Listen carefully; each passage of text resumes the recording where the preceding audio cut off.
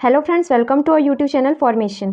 आज हम पढ़ने वाले हैं बी फॉर्म 5th सेमेस्टर के फार्माकोलॉजी सेकंड का यूनिट 1, जिसमें एक हमारा टॉपिक है drug used in the congestive heart failure. तो सबसे पहले हम ये समझ लेते हैं कि कंजेस्टिव हार्ट फेलियर होता क्या है। मायोकार्डियल इन्फेक्शन में होता क्या है, जो कॉन्ट्रैक्शन होता है हमारे ब्लड वेसल्स में वो डिक्रीज हो जाता है, जिसकी वजह से ब्लड फ्लो यहाँ पे डिक्रीज हो जाता है। ब्लड फ्लो डिक्रीज होगा हमारे हार्ट में तो सिंपल सी बात है, यहाँ पे कोई ना कोई तो डिस्फंक्शन होगा ही।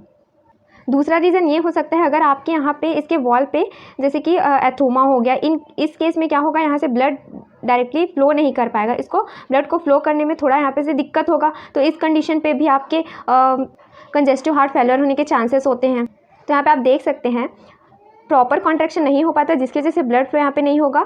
कॉम्प्लेक्स प्रोग्रेसिव डिसऑर्डर भी बोलते हैं हम कंजेस्टिव हार्ट फेलियर को। क्यों बोलते हैं? क्योंकि unable to pump sufficient blood, वो क्या नहीं कर पाता, सफिशिएंट ब्लड को पंप नहीं कर पाता। अब यहाँ पे हम कंजेस्टिव हार्ट फेलियर के कॉज देख सकते हैं।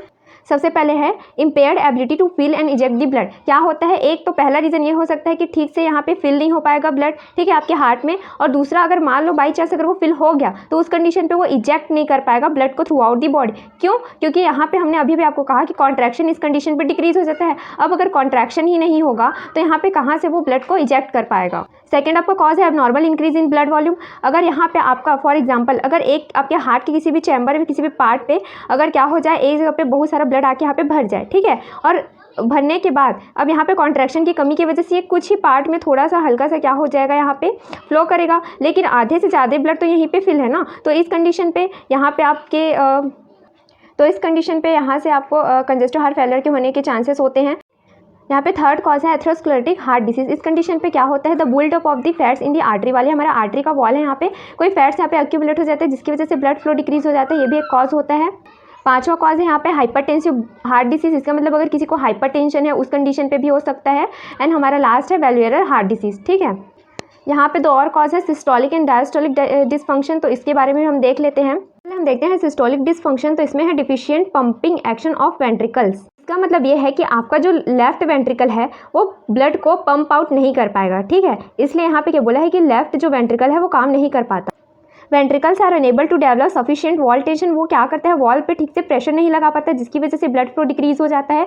Improper ejection volume of blood, ये भी वही लाइन लिखा है कि जो ब्लड का वॉल्यूम है उसको इजेक्ट मतलब कि बाहर की ओर इजेक्शन नहीं कर पाता।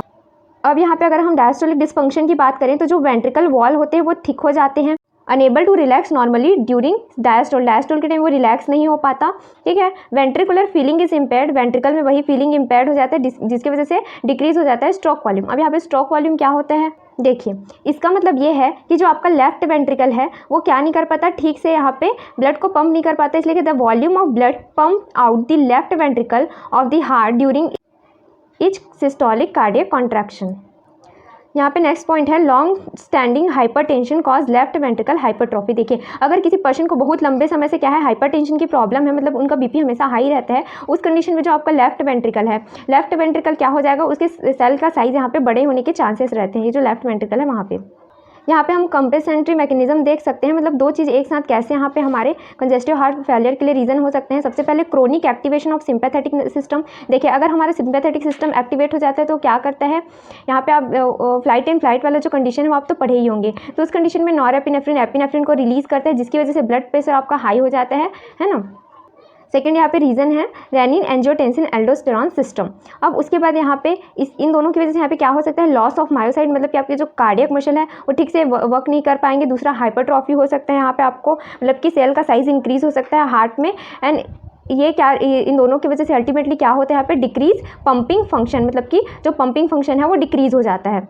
अब हम बात कर लेते हैं क्लासिफिकेशन के बारे में कंजेस्टिव हार्ट फेलियर के, इसमें कौन कौन से ड्रग यूज़ होते हैं। तो सबसे पहले यहाँ पे हम देख सकते हैं एंजियोटेंसिन कन्वर्टिंग एंजाइम इनहिबिटर। तो इसके अंदर में आएगा हमारा कैप्टोप्रिल, एनाप्रिल, फॉसिनोप्रिल एंड रैमिप्रिल। अगर हम सेकंड की बात करें एंजियोटेंसिन रिसेप्टर ब्लॉकर, तो इसमें आएगा हमारा लॉजेटॉन, कार्डेसेटॉन। अब अगर हम यहाँ पे बात करें बीटा एड्रेनल रिसेप्टर ब्लॉकर की, तो एटेनॉल, कार्बेडाइल, मेटोप्रोलॉल जो आप 4th सेमेस्टर में पढ़ के आ रहे हैं। चौथा हमारा आता है डायूरेटिक्स। डायूरेटिक्स में आएगा हम आपका यहाँ पे ब्यूमेटेनाइड, फिरेसमाइड, ठीक है। डायरेक्ट वैसोडायलेटर्स में आएंगे आपके यहाँ पे जैसे कि आइसोसॉर्बाइड हो गया, हाइड्रोलेजाइन एंड डाइनाइट्रेट। आइनोट्रोपिक एजेंट्स में आप देख सकते हैं यहाँ पे आपका आएगा डिगॉक्सिन एंड डोब्यूटामाइन। एंड लास्ट यहाँ पे आपका एल्डोस्टेरॉन एंटागोनिस्ट, इसमें आएगा आपका स्पाइरोनोलैक्टोन। फ्रेंड्स ये तो था अबाउट डेफिनेशन एंड उसके क्लासिफिकेशन। अब हम नेक्स्ट वीडियो में पढ़ेंगे कि ये जो जितने भी यहाँ पे आपको ड्रग दिख रहे हैं उन सबके मैकेनिज्म ऑफ एक्शंस क्या हैं।